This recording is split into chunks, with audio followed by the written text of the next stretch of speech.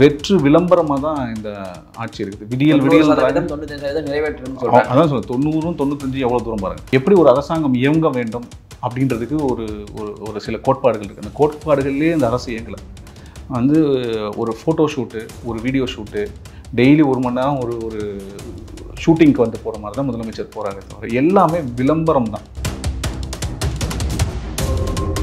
சாதி மாதிரி மக்கள் தொகை கணக்கெடுப்பு எடுத்து விகிதாச்சார அடிப்படையில் எல்லாருக்கும் இடஒதுக்கீடு கொடுக்கணும் அப்படின்றது ரொம்ப காலத்து கோரிக்கை. இப்போ இந்த மாதிரி மற்ற மாநிலங்கள் நமக்கு முன்னாடி செய்கிறாங்க சில விஷயங்கள். ஆனால் இவங்க நாங்கள் எடுக்க முடியாது, இதை வந்து மத்திய அரசு எடுக்கணும்னு சொல்கிறாங்க. பயந்தாங்குழிங்க இந்த முதலமைச்சர். இந்த அரசு குறிப்பாக மு.க. ஸ்டாலின் அவர்கள் முதலமைச்சராக இருக்க தகுதியற்றவர்.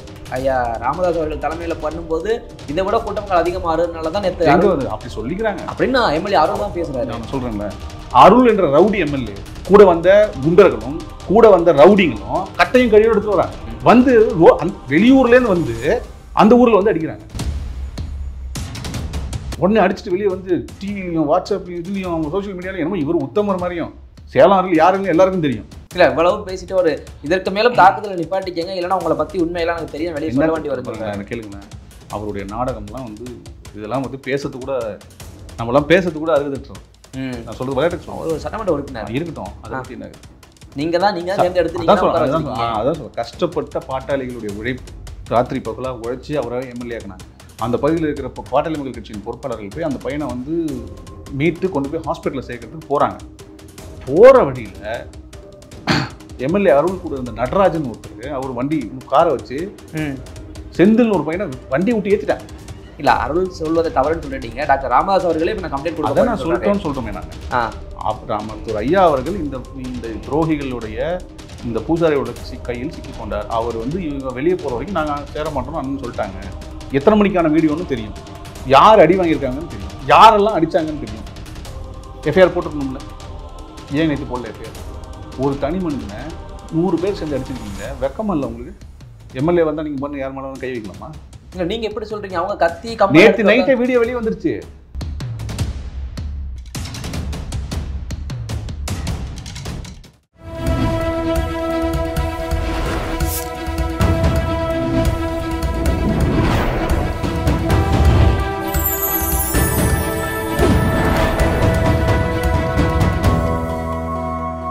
சேனல் 5 தமிழ் நேயர்களுக்கு வணக்கம். இந்த நேர்காணலில் நம்மோடு இணைந்திருப்பவர் பாமகவின் செய்தி தொடர்பாளரும் வழக்கறிஞருமான திரு வினோபா பூபதி அவர்கள். வாருங்கள் அவரோடு பேசுவோம். சார் வணக்கம். வணக்கம் அரவிந்த். சார், இப்போது தமிழ்நாட்டில் இந்த திமுகவின் ஆட்சி எல்லாருமே எதிர்கட்சி அப்படின்ற வகையில் அரசியல் பண்ணுறாங்க. நீங்கள் உண்மையாக சொல்லுங்கள், திமுகவின் ஆட்சியில் நல்லது நடந்துக்கிட்டு இருக்கா? மக்களுக்கு விடியல் கிடச்சிருக்கா? இல்லை, மக்கள் வந்து எப்படா இந்த ஆட்சி முடியும்ன்ற ஒரு ஏக்கத்தில் இருக்காங்க. உண்மை தான். மக்கள் மட்டுமே இல்லை, பாமக அப்படி தான் இருக்கு. கண்டிப்பாக மக்கள் பக்கம் தான் பாட்டாளி மக்கள் கட்சி இருக்கு. உங்களுக்கு தெரியாத ஒன்றும் கிடையாது. நீங்கள் ஊடகவியலாளர், உங்களுக்கு எல்லாம் தெரியும். இந்த அரசு வேண்டும்னு யாருமே நினைக்கிறதில்ல.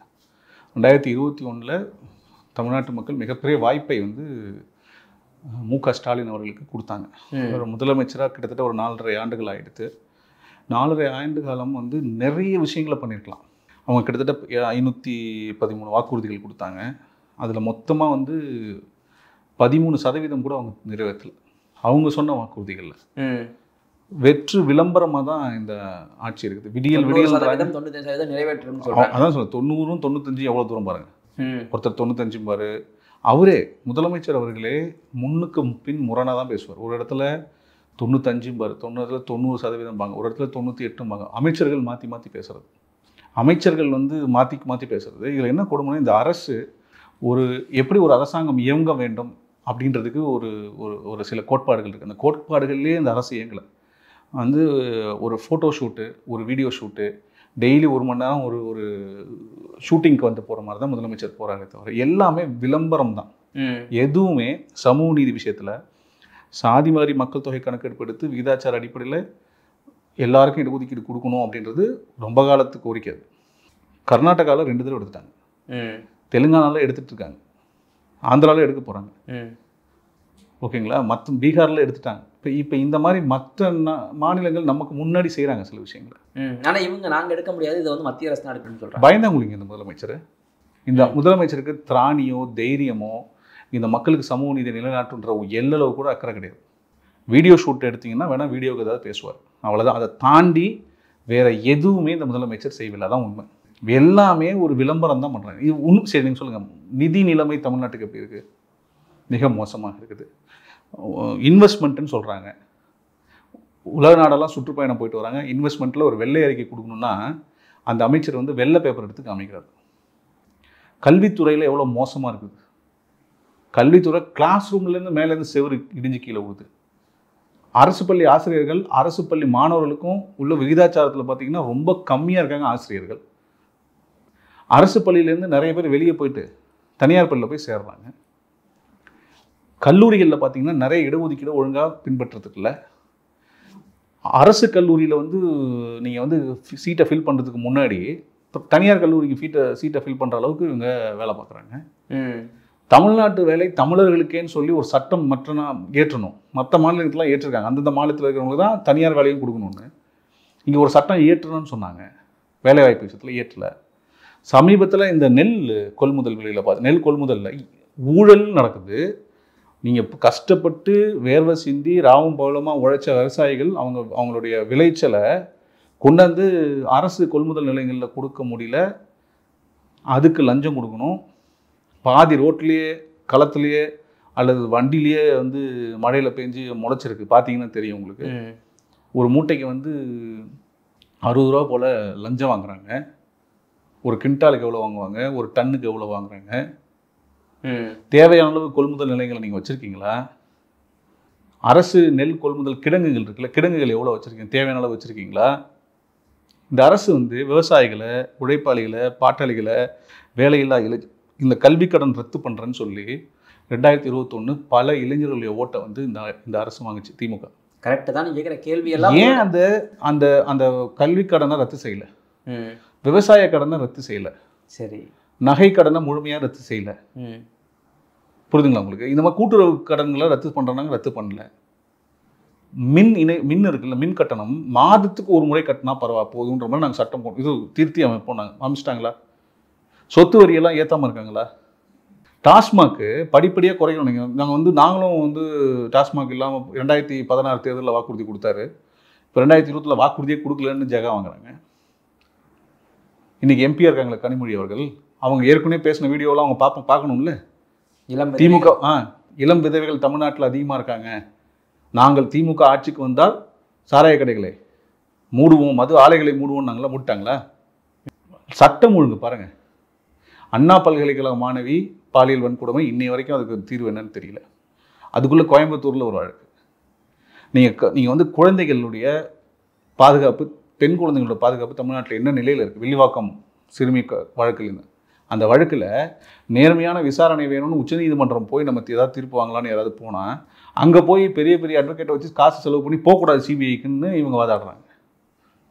இந்த அரசு, குறிப்பாக மு.க. ஸ்டாலின் அவர்கள் முதலமைச்சராக இருக்க தகுதியற்றவர்.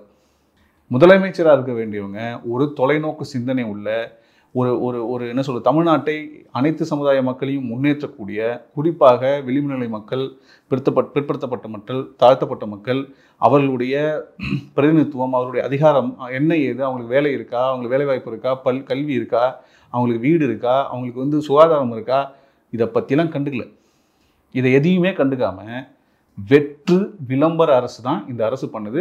அதுக்கு வெக்கமே இல்லாமல் சில ஊடகங்கள் இதை ஊதி இந்த பலூனை வந்து பெருசாக காமிச்சு இது பெருசு பெருசு பெருசுன்றாங்க. சில முக்கியமான விஷயங்களை முக்கியமான செய்தி நிறுவனங்கள் விவாதத்துக்கு எடுத்துக்கிறது இல்லை. மிகப்பெரிய விஷயங்கள் இருட்டடிப்பு செய்யப்படுது. சட்டம் ஒழுங்கு விஷயத்தில் கொலை, கொள்ளை, பாலியல் வன்கொடுமை டெய்லி பேப்பரை திறந்தா, டெய்லி நியூஸ் சேனல்ஸை பார்த்தா 1-2 தான் வருது. ஆனால் நீங்கள் வந்து சோசியல் மீடியாவில் தான் நிறைய வருது. அப்போ நீங்கள் வந்து எதிர்கட்சிகளுடைய போராட்டங்களை முடக்குறீங்க. போராட்டம் பண்ணுறதுக்கு எதிர்கட்சிகள் மனு கொடுத்துக்கிட்டு மிகப்பெரிய என்ன சொல்கிறது அலைச்சல் கூட்ட ஒழுங்காக பர்மிஷன் கொடுக்க மாட்டாங்க. ஆனால் நீங்கள் வந்து முதலமைச்சர் வந்து அவர் பாட்டுன்னு ரோட் ஷோ போவார். அப்போ அவர் வந்து தமிழ்நாட்டு கட்சி தலைவர் இல்லையா? அவருக்கு மட்டும் எப்படி ரோட் ஷோ போடலாம்? மற்றவங்க நடந்து போகிறதுக்கே நீங்கள் வந்து தடை விதிக்கிறீங்க. இல்லை, இவ்வளவு நீங்கள் கேட்ட கேள்விகள் எல்லாமே உங்களுடைய கட்சி தலைவர்களும் கேட்டிருக்காங்க. அதுக்கான பதில் வந்ததுன்னு தெரியாது. ஆனால் அவங்க கொடுத்த வாக்குறுதியெல்லாம் நிறைவேற்றி விட்டோம், எங்களுடைய ஆட்சி விடியல் ஆட்சி அப்படின்னு தான் அவங்க சொல்கிறாங்க. எங்களுடைய கட்சியினுடைய தலைவர் மருத்துவர் அன்புமணி ராமதாஸ் அவர்கள் கிட்டத்தட்ட 95 நாட்கள் தமிழகத்தில் உள்ள பல்வேறு தொகுதிகளுக்கு பல்வேறு தரப்பட்ட மக்களிடம் நடைபயணம் மேற்கொண்டு உரிமை மீட்போம், தமிழகம் காப்போம்னு சொல்லிட்டு மிகப்பெரிய நடைபயணத்தை மேற்கொள்கிறாங்க. போகிற இடத்துல எல்லாமே மிக முக்கியமான உரிமைகளை பற்றி பேசிகிட்டு இருக்காங்க. நீர், ரைட் டு பேசிக் ட்ரிங்கிங் வாட்டர்லேருந்து, ரைட் டு சர்வீசஸ்லேருந்து, ரைட் டு எஜுகேஷன்லேருந்து, ரைட் டு ஒர்க்கு, 10 உரிமைகளை பற்றி, சுற்றுப்புற சூழ்நிலைகளை பற்றி, விவசாயம் பற்றி, வேலைவாய்ப்பை பற்றி எல்லா இடத்துலையும் பேசும்போது எல்லா இடத்துலையும் மக்கள் என்ன தெரியுமா சொல்கிறாங்க? ஐயா, தயவு செஞ்சு இந்த ஆட்சி போனீங்க, தெரியாமல் இந்த ஆட்சிக்கு நாங்கள் ஓட்டு போட்டோம், நாங்கள் தெரியாமல் ஓட்டு போட்டோம், நாங்கள் நம்பி ஓட்டு போட்டோம், எல்லாருக்கும் 1000 ரூபா தரான்னு சொன்னாங்க, ஆனால் எல்லாருக்கும் தரல, சில பேருக்கு தான் தராங்க. புரியுதுங்களா? அவங்க 1000 ரூபாயை வந்து கொடுத்துட்டு 5000 10,000 என்ன பண்ணுறாங்க? திரும்பி வாங்கிக்கிறாங்க. தீபாவளியில் வந்து 7,750 கோடிக்கு தீபாவளி நாள் அன்னைக்கு மது விற்பனை நடந்தது. இது அரசா? இது சாதனை? அது ஊழல் மட்டும் எடுத்துங்க.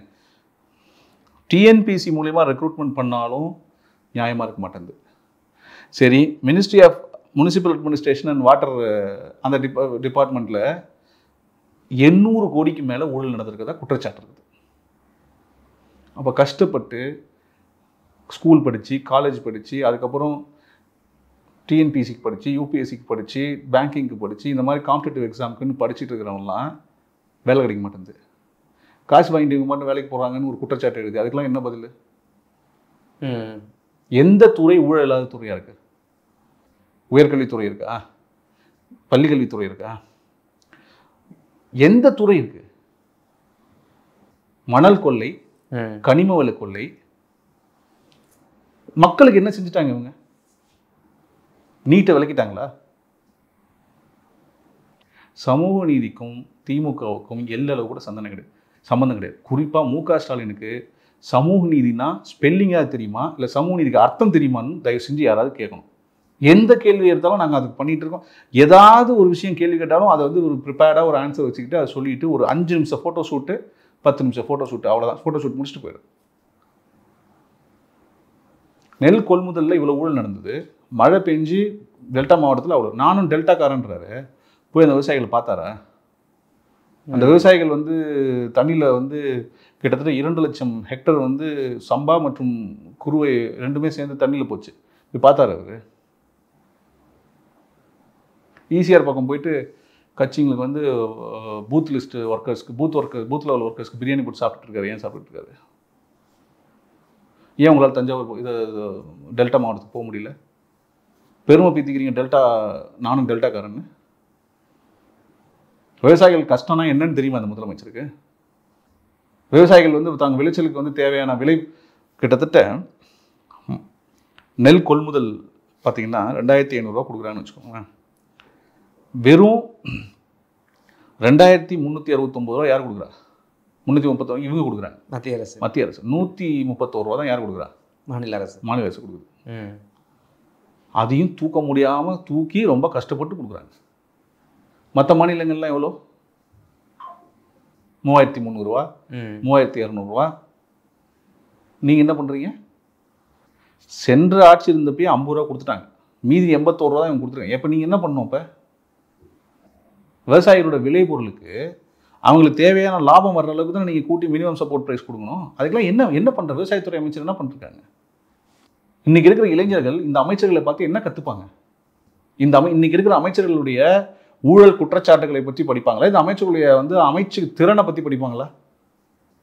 எல்லளவு கூட இந்த மக்களை பற்றி, இந்த எதிர்காலத்தை பற்றி, குழந்தைகளை பற்றி, இந்த சுற்றுப்புற சூழ்நிலையை பற்றி, விவசாயத்தை பற்றி, தொழில் வளர்ச்சியை பற்றி, வேலைவாய்ப்பை பற்றி, கல்வியை பற்றி எல்லளவு கூட அக்கறை இல்லாமல் வெறும் விளம்பரம். நீங்கள் பார்த்தீங்கன்னா பேசுறது ஒன்று, ஆனால் செய்யறது நேர் எதிர்ப்பாக ஒரு செய்வாங்க. எப்படின்னா, கல்யாண மண்டபத்தில் வந்து சாராயம் வைக்கலான்னு ஒரு ஜியோ பாஸ் பண்ணுறாங்க. புரியுதுங்களா உங்களுக்கு? கல்யாண மண்டபத்தில் சாராயம் வைக்கலாம். விளையாட்டு போட்டிகள் நடக்கிற ஸ்டேடியங்களில் நம்ம என்ன பண்ணலாம்? சாராயம் வைக்கலாம். ஆட்டோமேட்டிக் வெண்டிங் மிஷினில் சாராயம் வைக்கலாம். ஏன் உங்களுக்கு வந்து சாராய கடை ஆலையிலிருந்து சாராய பாட்டிலுக்கு கொண்டாந்து டாஸ்மாகில் வந்து சேஃபாக கொண்டாந்து வைக்க முடியுது. நெல் மூட்டைகளை வந்து சேஃபாக கொண்டாந்து கிடங்குகளை வைக்க முடியாது அவங்களால. வெக்கமா இல்லை இந்த ஆட்சிக்கு? விவசாயத்துறை அமைச்சர் எம்ஆர்கே பன்னீர்செல்வமும் இந்த ப்ரொக்யூர்மெண்ட் இந்த மினிஸ்டர் கன்சியூமர் மினிஸ்டர் சக்கரபாணியும் வெக்கி தலை குனிஞ்சு இந்த விவசாயிகள்கிட்ட மன்னிப்பு கேட்கக்கூடாது, கேட்கணும்ல, இந்த அளவுக்கு பண்ணிருக்கோன்னு. அவங்க என்ன சாப்பிட்றாங்க, என்ன பண்றாரு இந்த ப்ரொக்யூர்மெண்ட் இந்த சக்கரபாணி மினிஸ்டரும் எம்ஆர்கே பன்னீர்செல்வம் மினிஸ்டரும் என்ன பண்றாங்க அவங்களுக்கு தெரியாதா இந்த விவசாய மக்கள் பத்தி? மிக மோசமான மிக மிக மிக மிக ஊழல் நிறைந்த ஆட்சி தமிழ்நாட்டு வரலாற்றிலேயே இந்த ஆட்சியாக தான் இருக்கும். நீங்க ரோட்ல போய் யாரை கேட்டாலும், மாணவர்களை, இளைஞர்களை, மகிழ்ந்து ஓட்டுறவங்களை, நீங்க பேருந்து ஓட்டுறவங்களை, நீங்க வந்து கடைகள்ல எங்க போய் கேளுங்க, இந்த அரசு நல்ல வாய்ப்பை தவற விட்டாங்க, இனி இந்த அரசுக்கு ஒரு முறை கூட வாய்ப்பு கொடுக்கக்கூடாது, கொடுத்த வாய்ப்பை அவங்க மக்களை வந்து அவங்க வந்து செய்யாத மட்டும் இல்லை, மக்களை பெரிய அளவு ஏமாத்திட்டாங்க, மிகப்பெரிய அளவு ஏமாத்திட்டாங்க. இன்னைக்கு கரண்ட் பில் ஒவ்வொரு வீட்லையும் போய் கேளுங்களேன். முன்னாடி 1000 ரூபா கட்டியிருந்தாங்கன்னா இப்போ 2000 ரூபா கட்டுறது இல்லை, 3000 ரூபா அளவுக்கு ஏறிடுச்சு. முன்னாடி வந்து 600 ரூபா கட்டியிருந்தாங்கன்னா இப்போ 2000 கட்டுறாங்க. மற்ற மாநிலங்கள்லாம் ஆள்றாங்க. டெல்லி பாருங்க, மின்சாரத்துறையில் மின்சார இதில் வந்து லாபமாக இருக்காங்க. இவங்க வந்து மின்சாரத்துறையில் வந்து நஷ்டமாக இருக்குன்னு இன்னும் சொல்லிட்டு இருக்காங்க. போக்குவரத்து துறைன்னு ஒரு துறை இருக்கு, ஓகேங்களா? அந்த துறையை விட மோசமாக இயங்குற துறை வேறு எந்த துறையுமே இல்லை. அதில் டிரைவர் கண்டக்டர்லாம் ரிட்டையர்ட் ஆகுறாங்க. அவங்க வீட்டுக்கு போகும்போது கையில் ஏதாவது காசு கொடுத்து அனுப்பணும்ல. நெஞ்சு வலிக்க வண்டி ஓட்டினாங்கல்ல. தொண்டை தண்ணி போக கண்டக்டர் வேலை பார்த்துருப்பாங்கல்ல. ராவும் பவுலுமா வெயிலும் மழையும் பனியிலையும் ஓட்டியிருப்பாங்கல்ல. எவ்வளோ பிரச்சனைக்கு நடுவில் அவங்க வந்து இவ்வளோ இது பண்ணியிருப்பாங்க. அவங்களுக்கு என்ன பண்ணியிருக்கீங்க நீங்கள்? 3-4 வருஷம் வெயிட் பண்ணுறாங்க பணத்தை வாங்குறதுக்கு. அரசு ஊழியர்கள்ட்ட என்ன சொல்லி ஏமாத்துனீங்க? மீண்டும் பழைய ஓய்வு திட்டம் கொண்டு வருவோம்னு சொன்னீங்களா? செஞ்சாங்களா அந்த மக்கள்கிட்ட? செஞ்சுட்டாங்களா? இவங்க பழங்குடியின மக்கள் காஸ்ட் சர்டிஃபிகேட் வாங்குறதுக்கு பல மாவட்டங்களில் தவிக்கிறாங்க. உங்களுக்கு அது ஸ்பெஷல் டிரைவ் போடக்கூடாதா? உங்களுடன் ஸ்டாலின், உங்கள் இல்லத்தில் அப்படின்னு போடுறாங்க. அந்த அந்த மனுவில் எங்கே கிடந்தது? ஆற்றுல கிடந்தது. யாரை ஏமாத்துறீங்க? 4 வருஷம் செய்யாமல் அவர் ஓட்டு போடும்போது ஞாபகம் இருக்கா? அவர் ஒரு பெரிய பெட்டியாக வச்சுக்கிட்டு பூட்டு போட்டு நான் தான் வச்சிருப்பேன்னாங்கல்ல. அந்த பெட்டியில் இருக்கிறதெல்லாம் எங்கே கிடந்ததுன்னு எல்லாத்தையும் எடுத்து காமிச்சாங்கல்ல. தமிழகத்தை இல்லை, ஒரு வார்டை கூட ஆட்சி செய்ய தகுதியற்றவர் தான் இந்த முதலமைச்சர். ஓகே சார், இப்போ இவ்வளோ குற்றச்சாட்டுகள் நீங்கள் சொன்னாலும் திமுகவின் அரசியல் வெற்றின்றது தான் பிரதிபலிப்பாக இருக்குது, ரொம்ப பிரகாசமாக இருக்குன்னு சொல்கிறாங்க. அதை தாண்டி யார் சொல்கிறா? இல்லை, இன்னைக்கு கருத்து கணிப்பு எடுத்தாலும் சரி, அவங்க எந்த பெருமையாக சொல்லிக்கிறாங்க. எந்த கருத்து கணிப்பு? அவங்க சொல்ல கிடையாது கருத்து கணிப்பு எல்லாமே 214 நாங்கள் 200 வெற்றி பெறுவோம் அப்படின்லாம் அமைச்சர்கள் எல்லாம் பேசிக்கிறாங்க, சொல்லுவாங்க. நிறைய அரசு கருத்து கணிப்புகளும் இப்போ திமுக உடனே ஸ்ட்ராங்கா இருக்குன்னு சொல்றாங்க. இதுல பாமக எதிர்த்து கேள்வி எடுக்கிட்டு இருந்துச்சு இவ்வளவு நாள். இப்போ பாமகவும் 2ஆக உடைந்து நிற்கிறது இப்போ பிரச்சனையாக போய்கிட்டு இருக்குல்ல. சொல்லிடுறேன், நீங்க சொல்றீங்க அவங்க தான். எந்த கருத்து கணிப்பு எந்த நிறுவனம் சொல்லிச்சு? சில அரசியல் விமர்சகர்னு ஒருத்தங்க சில பேர் இருக்காங்க, உங்களுக்கு தெரியும். இன்னைக்கு ஒரு கும்பலே இருக்குது, வெக்கமே இல்லாம, கொஞ்சம் கூட சூடு சொரணையே இல்லாமல், ஓகே, இந்த ஆட்சியை பார்த்து கேள்வி கேட்க திராணியற்ற சில ஊடகவியலாளர்கள் டெய்லி சோஷியல் மீடியாலையும் உட்காந்துக்கிட்டு புகழ்ந்துக்கிட்டு அதுக்கு வந்து பட்டயம் வாங்கிக்கிட்டு அதுக்கு பரிசில் வாங்கிக்கிட்டு அந்த சோத்தை சாப்பிட்டு உட்காந்துருக்காங்க. புரியுதுங்களா? இந்த கோயம்புத்தூர் மாணவி பாலியல் வன்கொடுமை விஷயத்தில் பார்த்துட்டோம். யாராவது வாய் தோணுனாங்களா? இதே சென்ற ஆட்சியில் இருக்கும்போது என்ன பண்ணாங்க? கனிமொழி அவர்கள் ஏதாவது வாய் திறந்து இந்த கோயம்புத்தூர் மாணவி வன்கொடுமைக்கு ஏதாவது பேசியிருக்காங்களா? மணிப்பூர்னா பேசுவாங்க, பேசியிருக்காங்க. நம்ம ஊர்லாம் பேச மாட்டாங்க. திமுகல இருந்து 36 மணி நேரம் கழிச்சு தான் கோயம்புத்தூர் பாலியல் வன்கொடுமை விஷயத்தில் வாயவே திறந்தார். யாரு? அது வரைக்கும் நான் தூங்கிட்டு இருந்தாரா? என்ன பண்ணிட்டு இருக்காரு முதலமைச்சர்? கருத்து கணிப்பு, அரசியல் விமர்சகர்கள் இவர்கள்லாம் வந்து 2026 தேர்தலுக்கு அப்புறம் நம்ம என்ன ஆகுதுன்னு பார்க்க முடியும். யாரும் வந்து அவங்களா சொல்லிக்கிறாங்க. டெய்லி விவாதம் வந்து ஆளுங்கட்சியினுடைய தரமற்ற திறனற்ற நிர்வாகத்தை பற்றி பேசுறதே கிடையாது. டெய்லி அவங்க பேசுறதுலாம் தெரியுமா? மற்ற கட்சி விவகாரத்தை பற்றி தான் பேசுவாங்க. நீங்கள் டிவிட்டெலாம் பார்க்குறீங்களா இல்லையா? எல்லா டிவியும் இல்லை, சில டிவி சேனல்ஸ் தொலைக்காட்சி விவாதத்தில் பார்த்தீங்கன்னா அவங்களுக்கு ஆளுகிற அரசை பற்றியான எந்த விதமான குறைகளை பற்றியும் பேச மாட்டாங்க. அதிமுக இரண்டா உடந்திருக்கு, மற்ற எல்லா கட்சியும் எதிர்கட்சியை பற்றி தான் விவாதமே இருக்கும். எந்த ஊடகமாவது ஏதாவது நியாயமா நேர்மையா இருக்கணும்னு ஊடகம் நினைக்கிறவங்க விவாதம் ராத்திரியான என்ன சொல்லணும், இந்த மழையை இந்த அரசு எப்படி எதிர்கொண்டது, ரோட்ல எல்லாம் குழியா இருக்கு, இன்னமும் தண்ணி அங்கங்க நிக்குதே, மக்களால நிம்மதியா மழை காலத்துல பயந்து வாழ வேண்டியதா இருக்குது, பயந்து ரோட்ல போக வேண்டியதா இருக்குது, இதை பத்தி பேசியிருக்காங்களா? எங்கேயாவது பேச மாட்டாங்க.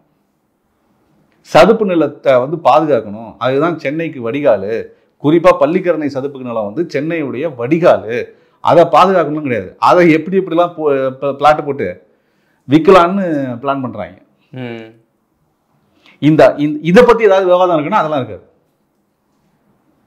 அவர்கள்லாம் பரிசில் வாங்கலாம், பேசலாம், புகழலாம், அதெல்லாம் தப்பு கிடையாது. ஆனா நல்லது நடந்தா சொல்லலாம், தப்பு நடக்கும்போது சுட்டி காட்டணும்ல. சில பேர் பண்றாங்க, கேட்டா மூத்த ஊடகவியலாளர்னு பண்றாங்க, தாங்க முடியாம இருக்கு அவங்க பேசுறதெல்லாம் கேட்க. சார், குறிப்பாக பாமகவை பற்றி தான் எல்லாருமே பேசிக்கிட்டு இருக்காங்க. ஒரு பக்கம் டாக்டர் அன்புமணி தலைமையில் ஒரு அணியும், ஒரு பக்கம் டாக்டர் ராமதாஸ் அவர்கள் தலைமையில் ஒரு அணியுமா பிரிஞ்சு இருக்காங்க. இதில் யார் தான் உண்மையான பாமகனே பாமக தொண்டர்களுக்கே இந்த கேள்வி எழுப்பிக்கிட்டு தான் இருக்குது. அப்படி பார்க்கும்போது சமீபத்தில் எம்எல்ஏ அருள் மீது ஒரு தாக்குதல் நடத்தப்பட்டது. அவர் இதை அன்புமணி ஆட்கள் தான் நடத்தினாங்க அப்படின்னு ஒரு ஸ்டேட்மெண்ட்டையும் கொடுத்து அவர் வேறு கம்ப்ளைண்ட்லாம் கொடுத்துட்ருக்காரு. என்ன நடந்துக்கிட்டு இருக்கு பாமக ஆக்சுவலாக? மருத்துவர் அன்புமணி ராமதாஸ் பாட்டாளி மக்கள் கட்சியின் தலைவர், மருத்துவர் ஐயா அவர்கள் பாட்டாளி மக்கள் கட்சியின் நிறுவனர். இதில் எந்த மாற்று கருத்தும் கிடையாது. பாட்டாளி மக்கள் கட்சின்றது ஒரே இயக்கம் தான். ஆனால் ஐயா மறுக்கிறாரே. ஐயா அதான் சொல்ல, ஐயா மறுக்கல. ஐயாவை சுற்றி சில துரோகிகள், சில பூசாரிகள், சில சாக்கடைகள் இருக்காங்க. அதுதான் நேற்று மருத்துவர் அன்புமணி ராமதாஸ் அவர்கள் தருமபுரியில் இருந்த ஒரு கூட்டத்தில் தெளிவாக சொல்லிட்டாங்க. மருத்துவர் ஐயா அவர்களை சுற்றி இந்த துரோகிகள், ஓகேங்களா, இந்த பூசாரிகள் சில பேர் இருக்கிற வரைக்கும், ஓகேங்களா, மருத்துவர் அன்புமணி அவர்கள் மருத்துவர் ஐயா அவர்களிடம் இணைய மாட்டாருன்னு தெளிவாக சொல்லிட்டாங்க. அதில் மாற்றுக்கிறதே கிடையாது. பாட்டாளி மக்கள் கட்சி என்பது ஒரே இயக்கம் தான். அதன் தலைவர் மருத்துவர் அன்புமணி ராமதாஸ். இதில் எந்த விதமான மாற்றுக்கிறதும் கிடையாது. இது ரொம்ப தன்மையோடையும் பண்போடையும் நாங்கள் சொல்றதுக்கு ரீசன் என்ன தெரியுமா? இது என்னன்னா, நீங்க சொல்ற வார்த்தை காந்திமதி அவர்களையும் குறிக்கும், அவருடைய மகளையும் குறிக்கும். இது வெரி சிம்பிள்ங்க. இது பல லட்சம் பாட்டாளிகளால் கட்டி அமைக்கப்பட்ட ஒரு இயக்கம், ஒரு உணர்வு பூர்வமான இயக்கம், பல தியாகங்கள். தமிழ்நாட்டில் வேறு எந்த இயக்கமும் எந்த இயக்கத்தின் தொண்டர்களும் பாட்டாளி மக்கள் கட்சியின் தொண்டர்களைப் போல தங்களுடைய உயிர், தங்களுடைய உடைமை, தங்களுடைய நேரம், தங்களுடைய வாழ்க்கையும் இழந்து இந்த இயக்கத்திற்காக, இந்த இயக்கத்தின் நோக்கத்திற்காக, சமூக நீதிக்காக, இந்த தமிழ்நாட்டை அடுத்த நிலைக்கு கொண்டு செல்வதற்காக உழைத்த தொண்டர்களுடைய இயக்கம் வேறு எந்த இயக்கத்தையும் நீங்கள் சொல்ல முடியாது. நீங்கள் எப்படி சொல்றீங்க?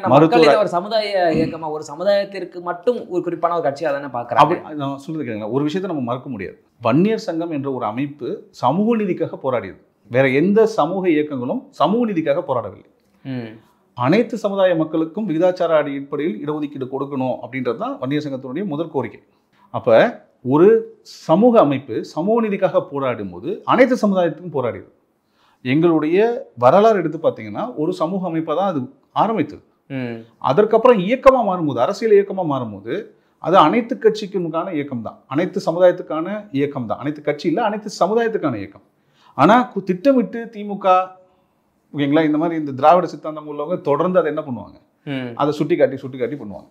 நீங்கள் ஒரு சமுதாயம் நீங்கள் பார்த்துக்கலாம். இப்போ திராவிட முன்னேற்ற கழகம் இருந்தது, ஒரு பிரிட்ஜுக்கு என்ன பேர் வச்சாங்க கோயம்புத்தூரில்? நாயுடு, ஜிடி நாயுடு. புரியுதுங்களா உங்களுக்கு? சிம்பிளுங்க. எங்களுக்கு அந்த பேர் வைக்கக்கூடாதுன்றதுனால இல்லை, புரியுதுங்களா? திமுகலாம் இதெல்லாம் பேசலாமா நீங்கள்? இது ஆனால் எங்களை என்ன சொல்லுவாங்கன்னா, நீங்கள் சமூக அமைப்பு, ஜாதி அமைப்பு அப்படிம்பாங்க. திமுகவை விட ஒரு சிறந்த ஜாதி கட்சி வேற எந்த கட்சியுமே கிடையாது. இல்லை, இந்த பிரிவினைக்கு காரணம் என்ன? பாமக இந்த பிரிவினைக்கு காரணம் சில துரோகிகளும் சில பூசாரிகளும். அவர்கள் சொந்த அவர்கள் இந்த இயக்கத்தை நாசப்படுத்த, இந்த இயக்கத்தை சேதப்படுத்தணும்னு ஒரு திட்டத்தில் இருந்தாங்க. அதை தெளிவாக மருத்துவர் அன்புமணி ராமதாஸ் அதை தடுத்து விட்டார். அவ்வளோதான். பாட்டாளி மக்கள் கட்சி எந்த ஒரு சிறு சேதாரமோ சிறு பாதிப்போ இல்லாமல் இன்று சிறப்பாக கிட்டத்தட்ட 95 நாள் நடைபயணம் சென்று உரிமையை மீட்போம், தமிழகம் காப்போன்ற தலைப்பில் ஒவ்வொரு மாவட்டத்துக்கும் போய் அந்தந்த மக்களை பார்த்து மிகப்பெரிய நடைபயணத்தை எல்லா இடத்துலையும் அவ்வளோ மக்களுடைய வரவேற்பு. இல்லை அவருக்கு வரவேற்பு இருக்கு. ஐயா ராமதாஸ் அவர்கள் தலைமையில பண்ணும்போது இதை விட கூட்டங்கள் அதிகமாக ஆறுனால தான் நேற்று அப்படி சொல்லிக்கிறாங்க அப்படின்னு எம்எல்ஏ அருள் தான் பேசுறாரு. நான் சொல்றேன்ல, அவரு என்ன வேணா பேசிக்கலாம். அவரு தாக்குதல் நடத்த காரணம் என்ன? இப்படி அவரு பண்ண வேலை. அவரு தான் ஆக்சுவலாக ஒரு திட்டமிட்டு என்ன பண்ணியிருக்காரு, சேலம் மாவட்டம் வாழப்பாடி பக்கத்தில் இருக்கிற ஒரு கிராமத்தில் ஒரு பாட்டாளி மக்கள் கட்சியின் பொறுப்பாளருடைய தந்தை இருந்து விட்டார். 10க்கும் மேற்பட்ட காரில் அவர் தான் ஆயுதங்களோட போயிருக்காரு. ஒரு இழப்பு, ஒரு ஊரில் வந்து ஒருத்தர் தவறி விட்டார். அந்த நிகழ்வுக்கு போகும்போது எப்படி போவாங்க? அப்படி போகாமல் ஒரு திட்டமிட்டு போய் அந்த ஊர் பக்கத்தில் இன்னொரு களம், அந்த அந்த பாக்கு கொட்டைகளை காய வச்சுருந்தாங்க களம். அந்த களத்தில் போய் அந்த பாக்கு கொட்டைகள் வீணாகிற அளவுக்கு போய் காரை நிறுத்தி ஒரு மாதிரி ஒரு அலம்பல் பண்ணியிருக்காங்க. அப்போ அங்கே அந்த களத்துக்கு சொந்தமான, அந்த பாக்கு சொந்தமான ஒரு மாற்றுத்திறனாளி அவர் ராஜேஷ்ன்றவர், அவர் போய் இந்த வண்டியெல்லாம் எடுங்க என போய் கேட்டிருக்காரு. அதை வந்து கேட்டுட்டான்னு சொல்லி அவரை போட்டு அப்படி அடிச்சிருக்காங்க. இதுக்கு முழு முதல் காரணம் அருள், எம்எல்ஏ அருள். இல்லை, அவர் வந்து திரு அன்புமணி அவர்களின் ஆதரவாளரா? யார்? அந்த ராஜேஷ் அப்படின்றவர். அவர் அந்த ஊர்க்காரரு, அவர் பாட்டாளி மக்கள் கட்சியை சேர்ந்தவர். அவர் அந்த ஊர்க்காரர். அவர் எதுக்கு நீங்கள் அடிக்கிறீங்க? ஒரு தனி மனிதனை 100 பேர் சேர்ந்து அடிச்சிருக்கீங்களே, வெக்கமா இல்லை உங்களுக்கு? எம்எல்ஏ வந்தால் நீங்கள் பண்ண யார் மேலே கை வைக்கலாமா? ஒரு தனி பையன் போய் கேட்டிருக்கான், அதுக்கு போய் நீங்கள் அடிப்பீங்களா? அதுவும் மாற்றுத்திறனாளி. இந்த நாடகத்தை அங்கே போட்டு போலீஸ் கண் முன்னாலே அடிச்சிருக்காங்க. அதற்கப்புறம் அது செய்தி கேள்விப்பட்டு அந்த பகுதியில் இருக்கிற பாட்டாளி மக்கள் கட்சியின் பொறுப்பாளர்கள் போய் அந்த பையனை வந்து மீட்டு கொண்டு போய் ஹாஸ்பிட்டலில் சேர்க்கறதுக்கு போகிறாங்க. போகிற வழியில் எம்எல்ஏ அருள் கூட இருந்த நடராஜன் ஒருத்தர், அவர் வண்டி காரை வச்சு செந்தில் ஒரு பையனை வண்டி விட்டு ஏற்றிட்டாங்க. இன்னைக்கு தலையில் அடிபட்டு உயிருக்கு போராடிட்டு கிடக்காப்புல செந்தில். புரியுதுங்களா உங்களுக்கு? காரை வச்சு 2 பேர் மேலே காரை ஏற்றிருக்காங்க. காரை அடிச்சிருந்தா உங்களுக்கு என்னன்னு தெரியும்ல, எப்படி அந்த வேகத்தில் காரை அடிச்சு அந்த ராஜேஷ் அவர்களை கூட்டிட்டு போகும்போது இல்லை, ராஜேஷ் அவர்களை காப்பாற்ற எங்க பாட்டாளி மக்கள் கட்சியில் இருக்கிற மற்ற பொறுப்பாளர்கள் அங்கே போறாங்க. இவங்க அது போகும்போது இவர் அந்த அருளுடைய தலைமையில் வந்த அந்த குண்டர்கள், ரவுடிங்க போகும்போது அதை என்னன்னு கேட்க வந்தார்ல ஒருத்தர், அவரை வந்து ரோட்ல அடிச்சு தூக்கி போட்டாங்க. செந்தில் அவர் இன்னைக்கு உயிருக்கு போராடிட்டு கிடக்காரு. நீங்க எப்படி சொல்றீங்க? அவங்க கத்தி நேற்று நைட்டே வீடியோ வெளியே வந்துருச்சு. நேற்று நைட்டு இவர் கெட்டிக்காரம் போல 8 நாளைக்குமாங்கல்ல, இது அரை மணி நேரத்தில் செந்தில் அருளுடைய புழு, அருளுடைய பொய் எல்லாம் நேற்று வெளியே வந்துருச்சு. அரை மணி நேரத்தில் 100 பேர் 50 பேர் சேர்ந்து 50-100 பேர் சேர்ந்து ஒரு பையனை அடிக்கிற வீடியோஸ் வெளியே வந்திருக்கு. இவ்வளத்தையும் பண்ணிட்டு அது என்னன்னு கேட்க வந்தவங்கள யார் கையில கட்டையும் கழி இருந்தது? அருள் என்ற ரவுடி எம்எல்ஏ கூட வந்த குண்டர்களும் கூட வந்த ரவுடிங்களும் கட்டையும் கழியும் எடுத்துட்டு வராங்க. வந்து வெளியூர்ல இருந்து வந்து அந்த ஊர்ல வந்து அடிக்கிறாங்க. உடனே அடிச்சுட்டு வெளியே வந்து டிவிலையும் வாட்ஸ்அப்லையும் இதுலையும் சோசியல் மீடியாலையும் என்னமோ இவர் உத்தமர் மாதிரியும், சேலம் அருள் யாருன்னு எல்லாருக்கும் தெரியும். அது சேலம் கூட கிடையாது, அது நாமக்கல். அவர் நீங்க சொல்றீங்களா 2-3 தடவை சேலம் இருக்கீங்க, சேலமே கிடையாது. அவர் நாமக்கல்லேருந்து அங்கே வந்தவர். ஓகேங்களா? அவ்வளோ பொய், அவ்வளோ நாடகம். இல்லை, இவ்வளவு பேசிட்டு ஒரு இதற்கு மேலும் தாக்குதலை நிப்பாட்டிக்கங்க, இல்லைன்னா உங்களை பற்றி உண்மையெல்லாம் எனக்கு தெரியும், வெளியே சொல்ல வேண்டி வருது. எனக்கு கேளுங்களேன், அவருடைய நாடகம்லாம் வந்து இதெல்லாம் வந்து பேசுறது கூட, நம்மளாம் பேசுறது கூட அருகதற்றவர். நான் சொல்றது விளையாட்டுக்கு சொல்லுவேன். ஒரு சட்டமன்ற உறுப்பினர் இருக்கட்டும், அதை பற்றி என்ன இருக்குது? அதான் சொல்ல, கஷ்டப்பட்ட பாட்டாளிகளுடைய உழைப்பு, கஷ்டப்பட்டு பாட்டாளி மக்கள் கட்சியினுடைய வேர்வை சிந்தி, ரத்தம் சிந்தி, ராத்திரி பகலாக உழைச்சி அவரை எம்எல்ஏ ஆக்கினாங்க. அதே இயக்கத்தை சார்ந்து அவரை கட்சி விட்டு தூக்கிட்டாங்க. கட்சி விட்டு தூக்கினா அடுத்த வேலையை பார்த்துட்டு போக வேண்டியதானே? அதை விட்டுட்டு ஒருத்தனை காரை விட்டு ஏற்றுறது, ஒருத்தனை வந்து ஆளுங்களை வச்சு அடிக்கிறதுனா இதுக்கு தான் எம்எல்ஏ பதவியா? எம்எல்ஏ பதவி எதுக்கு? அவங்க ஆனால் தலைமை தாங்கி நிற்கிறது ஐயா ராமதாஸ் அவர்களை தானே தலைமை ஏற்று நிற்கிறாங்க.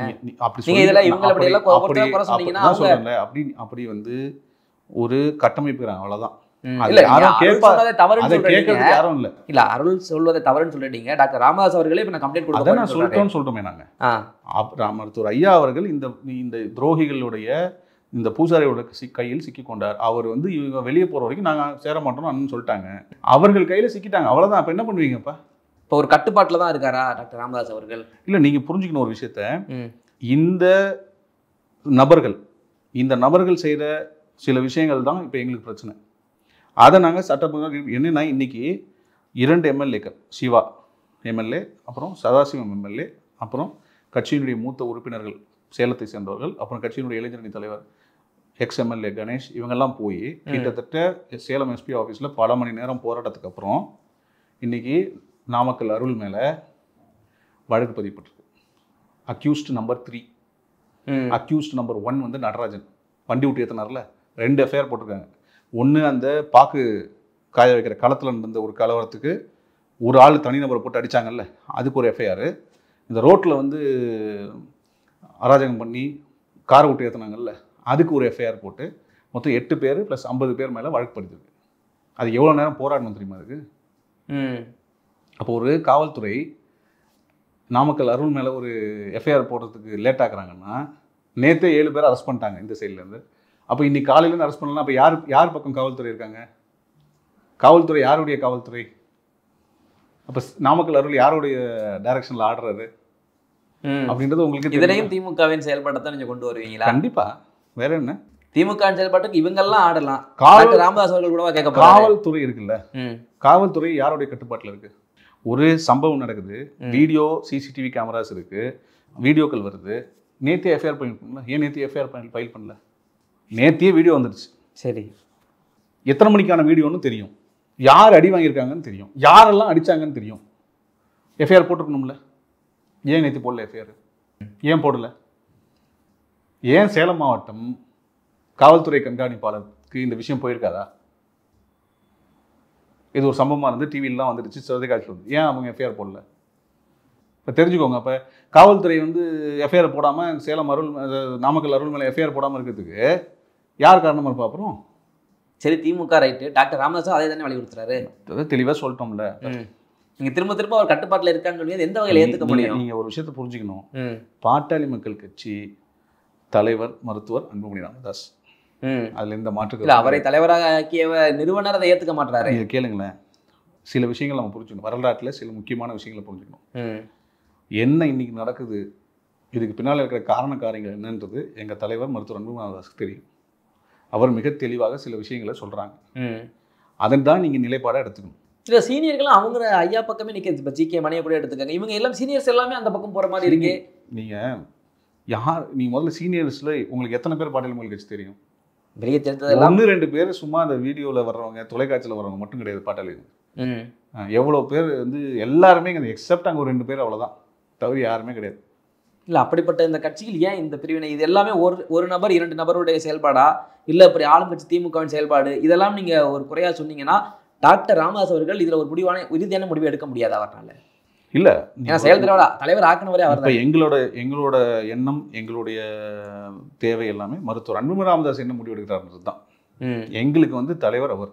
பாட்டாளி என்ன காரணத்துக்காக நீங்க அன்புமணி அவர்கள் தலைவராக ஏற்றுக்கொண்டு நீங்க டாக்டர் ராமதாஸ் அவர்கள் தலைமையில நான் ஏன் ஏற்றுக்கல? நீங்க உங்களை மாதிரி சில பேர் இருப்பாங்க, இந்த பக்கம் வந்தீங்கல்ல, இவங்களாம் ஏன் அந்த தலைமையை ஏற்றுக்கல? ஏன்னா எங்க ஐயா கற்றுக் கொடுத்த வழி அதான்.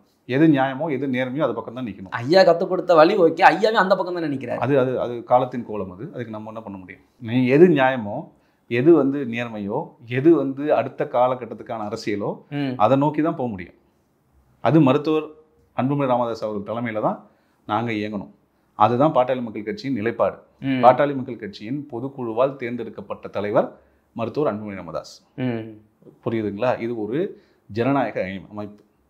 இது தனி மனிதர்கள் வந்து இதை வந்து கையகப்படுத்திட்டு ஓடிட முடியாது. இல்லை, இது கட்சி கெட்ட பேர் தானே. நான் ஒரு ரொம்ப காலமே இவங்க சொல்கிறது பாமகனா ஒரே அடித்தடி சாதிய கட்சிக்குன்னு ஒரு பிம்பத்தை ஏற்படுத்தினாலும் இவனால ஒரு கட்சி கட்டுக்கோப்பாக வந்துகிட்டே இருந்தது. இப்போ திடீர்னு இந்த ஒரு கட்சிகளே பிரிவினைவாதம் இப்போவே அடிச்சுக்கும் போது பற்றி அவங்களுக்குள்ளே எப்படி அடிச்சுக்கிறாங்க அப்படின்ற ஒரு பேச்சு. ஒரு விஷயம் புரிஞ்சுக்கங்க, ஒரு விஷயம் உண்மை. இந்த மாதிரி சில விஷயங்கள் ஏற்பட்டது. ஆனால் அதனால் நீங்கள் நினைக்கிற மாதிரி பெரிய தாக்கம் 2 பேர் இது ஒரே கட்சியாக தான் இருக்குது. அந்த பக்கம் இருக்கிறது உண்மையை சொல்லணும்னா ஒரு கைவிட்டு எண்ணக்கூடிய அளவுக்கு தான். கரெக்ட், அதில் மாற்றுக்கிறது இல்லை. இதை வந்து ஒரு பெரிய விஷயமா மற்றவங்க அதை பிம்பமாக அதை பெருசாக ஐயோ ஏதோ ஆயிடுச்சுங்களா அப்படிலாம் ஆகல. நான் சொல்கிறது புரியுதுங்களா உங்களுக்கு? இது அடுத்த தேர்தல் வரும்போது உங்களுக்கு அது வெளியே தெரியும். எப்படி வந்து பாட்டாளி மக்கள் கட்சியில் தேவையில்லாத ஒரு பிம்பத்தை கலர் அடிச்சாங்களோ, எப்படி அதை வந்து ஒரு வளர விடாமல் பண்ணாங்களோ, அதே கும்பல் திருப்பி இதை ஒரு வாய்ப்பாக பயன்படுத்திக்கிட்டு அதை பெருசாக்குறாங்க. இது நெகட்டிவிட்டி தானே. ஆனால் நான் ஒரு விஷயம் சொல்லுவேன், ஒரு இதை நாங்கள் பாசிட்டிவாக பார்க்குறோம். இந்த இயக்கத்தினுடைய துரோகிகள் யார்? இந்த இயக்கத்தினுடைய என்ன சொல்கிறது, இந்த இயக்கத்தை வைத்து பிழைப்பு நடத்தணும்னு நினைச்சவங்க யாரு? தொண்டர்களையும் சொல்றீங்களா? தொண்டர் கிடையாது. துரோகிகளையும் தெளிவாக வார்த்தைகளை ரொம்ப கவனமாக சொல்கிறேன். புரியுதுங்களா? வார்த்தைகளை ரொம்ப கவனமாக பயன்படுத்துகிறேன். துரோகிகளையும் அந்த பூசாரிகளையும் தான் சொல்கிறேன். அவர்கள் பிழைப்புக்காக இந்த மாதிரி ஒரு நிலை கொண்டு வர பார்த்தாங்க. அதை மருத்துவர் அன்புமணி ராமதாஸ் அவர்கள் மிக சிறப்பாக, அவருக்கு கிட்டத்தட்ட 35 ஆண்டுகளுக்கு மேலே அரசியல் அனுபவம் இருக்குது. ஓகேங்களா? 1995 காலகட்டத்தில் பசுமை தாயகத்துக்கு வேலை செய்தவர். அவர் ஒரு மருத்துவர். அவர் மிக இளைய வயதில் மத்திய சுகாதாரத்துறை அமைச்சராக வாய்ப்பு கிடைத்தது. அந்த வாய்ப்பை மிக சிறப்பாக 5 ஆண்டுகளில் மிகப்பெரிய சாதனைகளை ஏற்படுத்தியவர் மருத்துவர் அன்புமணி ராமதாஸ். நான் விளையாட்டுக்கு சொல்ல, இன்றைய தமிழகத்தில் அதாவது தமிழகத்தின் அடுத்த நிலை கொண்டு போகணும், அடுத்த வளர்ச்சியை கொண்டு போகணும்னா மருத்துவர் அன்புமணி ராமதாஸுக்கு இணையான ஒரு லீடர்ஷிப், ஒரு விஷனரி இல்லை, உண்மையாகவே இல்லை. ஏன்னா அதை நாங்கள் வந்து நீங்கள் யாரை வேணுங்கிற பொதுமக்கள் அதை சொல்லுவாங்க. நீர் மேலாண்மை பற்றி, காற்று மாசை பற்றி, தொழில் வளர்ச்சியை பற்றி, விவசாயத்தை பற்றி, கல்வியை பற்றி, சுகாதாரத்துறையை பற்றி, நீங்கள் எந்த துறை இருந்தாலும் சரி, தமிழ்நாட்டில் இருக்கிற 38 மாவட்டங்களை பற்றியும் அதில் இருக்கிற பிரச்சனைகளை பற்றியும் அதற்கான தீர்வுகளை பற்றியும் மிக சிறந்த ஆய்வுகள் செய்து அதுக்கான தீர்வுகளை கையில் வச்சுருக்காங்க. புரியுதுங்களா? அவர் 5 ஆண்டு காலம் மத்திய சுகாதாரத்துறை அமைச்சராக இருக்கும்போது முதல் ஆண்டில் 5000 கோடிக்கான ஒரு பட்ஜெட்டை சுகாதாரத்துறைக்கு ஒதுக்கி இன்றைக்கு உலகம் பாராட்டக்கூடிய 108 ஆம்புலன்ஸ் திட்டம். நீங்கள் தெரியும் எத்தனை லட்சம் உயிர்கள் காப்பாற்றப்பட்டிருக்கு, எத்தனை லட்சம் பேர் வந்து மிகப்பெரிய அடி, கால், அது இதுன்னு பிரச்சனை ஆகணும், ஆக்சிடென்ட் ஆனாலும் அதை தான் கூப்பிட்றாங்க. ஒரு மகப்பேறு அவசரம்னா அங்கேருந்து தான் கூப்பிட்றாங்க. காட்டுலேருந்து, மேட்டுலேருந்து, மலையிலேருந்து, கிராமங்கள்லேருந்து 108 ஆம்புலன்ஸ் எல்லா இடத்துலையும் இருக்கு. இன்றைக்கி தமிழ்நாட்டில் மட்டும் இல்லை, இந்தியா முழுவதும் இருக்குது. தேசிய கிராமப்புற சுகாதார திட்டம்னு ஒரு திட்டத்தை கொண்டு வந்து இன்னைக்கு கோவிட் அப்போ நீங்கள் பார்த்துருப்பீங்க. இந்தியாவில் மூளை முடுக்கெல்லாம் சென்று, குக்கிராமங்களுக்கெல்லாம் சேர்ந்து, மலை கிராமங்களுக்கெல்லாம் சேர்ந்து அந்த வேக்சினேஷன் போட்ட ஆஷா ஒர்க்கர்ஸ் இருக்காங்கல்ல, அவங்களுக்கு சமீபத்தில் WHO மிகப்பெரிய விருது கொடுத்தாங்க. அந்த ஆஷா ஒர்க்கர்ஸை கொண்டு வந்தது யாரு? மருத்துவர் அன்புமணி ராமதாஸ். சாதாரண விஷயம் இல்லை. அவர் ஒரு நடமாடும் சுகாதாரத்துறை களஞ்சியம்னு அன்னைக்கு இருந்த ஸ்பீக்கர் சோம்நாத் சாட்டர்ஜி சொன்னார். இளம் வயதில் மத்திய அளவில் சுகாதாரத்துறை அமைச்சராக இருந்து இடஒதுக்கீட்டில் இன்னைக்கு all India quota medical seats, இப்போ நீங்கள் போய் கூகுளில் கூட போட்டு பாருங்கள், உங்களுக்கு தெரியும். 1984 ஆல் இண்டியா கோட்டான்னு ஒரு கோட்டா கொண்டு வந்தாங்க. அதாவது சில மாநிலங்களில் மெடிக்கல் காலேஜஸ் இல்லை, அங்கே இருக்கிறவங்க மெடிக்கல் காலேஜ் படிக்கணும்னா மற்ற மாநிலங்களில் இருக்கிற மெடிக்கல் காலேஜில் சேர்ந்துக்கலாம், அது ஆல் இண்டியா கோட்டா. அது ஒரு பர்சன்டேஜ் சீட் கொடுத்தாங்க. அப்போ என்ன பண்ணுறாங்கன்னா அதில் ரிசர்வேஷனே இல்லை. SC ST மாணவர்களுக்கு, OBC மாணவர்களுக்கு ரிசர்வேஷன் இல்லை. 1984லேருந்து 2006 வரைக்கும் இல்லை. இவர் சுகாதார அமைச்சராக இருக்கும்போது அந்த SC ST மக்களுக்கு ஆல் இண்டியா கோட்டாவில் ரிசர்வேஷன் கொடுத்தாங்க. ஒரு ஆண்டுக்கு 2 முதல் 4000 மருத்துவர்கள் அதில் SC ST பிரிவிலேருந்து படித்தாங்க. இன்றைக்கி 2006லேருந்து இன்றைக்கி வரைக்கும் கணக்கு எடுத்துங்க, சும்மா 20 வருஷம். ஒரு நாளைக்கு ஒரு வருஷத்துக்கு 4000 பேர்னா இன்றைக்கி 20 வருஷத்துக்கு எவ்வளோ பேர் டாக்டராக இருக்காங்க? இது எவ்வளோ பெரிய சமூக நீதி. இத்தனைக்கு அவர் அமைச்சராகும்போது வயசு என்ன? உலக நாடுகள்லாம் சேர்ந்து, உலக நாடுகளின் சுகாதாரத்துறை அமைச்சர்கள்லாம் சேர்ந்து மிகப்பெரிய மாநாடு நடத்தினாங்க. WHO தான் அதை தலைமை தாங்கி நடத்தினவர் இவர்.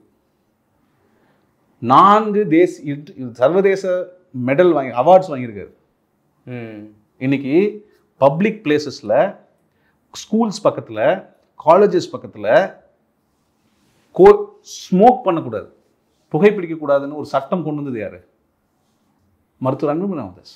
நீங்கள் சினிமா பார்க்குறீங்கல்ல, சினிமா பார்க்கும்போது நீங்கள் ஃப்ரண்ட்டில் வந்து புகைப்பிடித்தல் உடல் நலத்துக்கேடு அப்படின்னு வாசிக்கிறாங்கல்ல, அந்த ஹீரோவே வாசிப்பாங்க. அதுக்கப்புறம் அந்த நான் தான் முகேஷ் பேசுகிறேன்னு ஒரு ஆடு வரும்ல, இதெல்லாம் யார் கம்பல்சரியாக சினிமா தேட்டரில் கொண்டு வரணும்னு சொன்னது? மருத்துவர் அன்புமணி ராமதாஸ். ஒரு சினிமாவில் ஒரு புகைப்பிடிக்கிற காட்சியோ அல்லது ஒரு மது அருந்துற காட்சியோ வந்தால் கீழே புகைப்பிடித்தல், மருந்து அருந்தல் உடல் நலத்துக்கு கேடுன்னு ஒரு வருது இல்லை இந்த வார்த்தை, இதெல்லாம் யார் கொண்டு வந்தது?